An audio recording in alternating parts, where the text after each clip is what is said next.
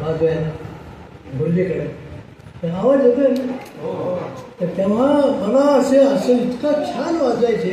आज आमच्या गुरुजी कामांना विचारले की मी अक्षरशः रुमाल काढून रडायचो पण त्यांच्यासमोर बसून इतकं बसायचं.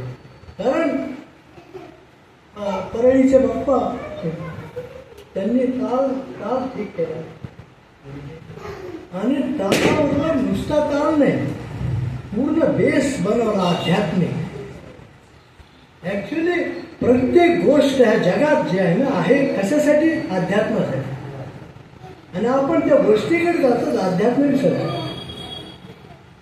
आध्यात्मिक सगळं अध्यात्म आपला आधार. जसं आई मांडीवर घेते ना लेकराला, तसं ह्या जीवाला अध्यात्माची मांडी आहे. अध्यात्म म्हणजे आपली आई आहे हे लक्षात ठेव. हे याच्याकडे दुर्लक्ष करून आपण विषयामध्ये जातो. हे विषयच आहे, भगवत विषय. पण या विषयाला अध्यात्म करायचं म्हणजे आध्यात्मिक झालं पाहिजे. गुरुजी म्हणायचं बनारसी गुरुजी ये पथावर के बोल मत समझो. हे कोई कुस्ती है, कुस्ती खेलना है एक दूसरे, कुस्ती खेलते थे. कुस्ती अलग होती, बोल नहीं समझना है, इसको समझना वेद मंत्र है और उस भाव से बजाय. और मैं ये देख के इतना खुश होता हूँ कभी असं असं इतना आनंद येतो कधी कधी की गुरुजींचा आशीर्वाद इतक्या खाली गेलाय, पर्यंत गेलाय हे माहीतच.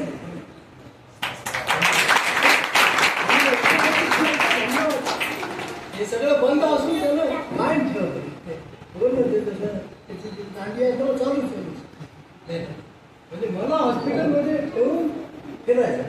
पुन्हा आला की मला घेऊन यायचा न्याय सोडायचं. सगळं करत करत एवढं केलं म्हणजे किती काय काम बगीचा तयार केला. तर त्याच्यासाठी गुरुजींचं खूप आशीर्वाद मिळतं. म्हणजे चलू दे मस्त करायचं.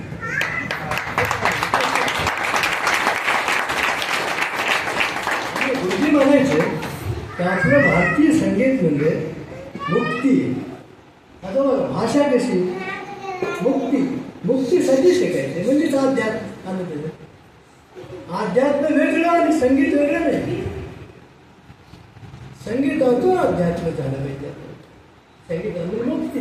आता मला सांग तुला बंधन आहे का नाही वाटत? कधी वाटलंय का बंधन? जोपर्यंत आपण बंधन आहे तोपर्यंत मुक्त नाही.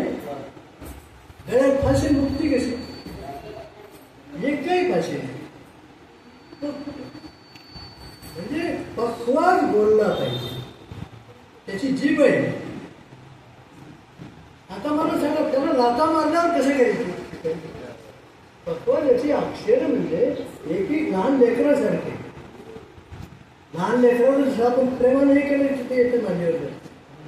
त्याला जर आपण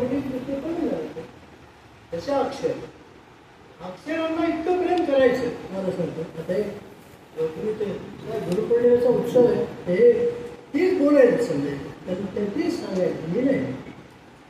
तर इतकं प्रेम करायचं त्याच्यावर की इथून तुम्हाला मजा आली पाहिजे. म्हणजे तुमची आत्मा प्रसन्न होती.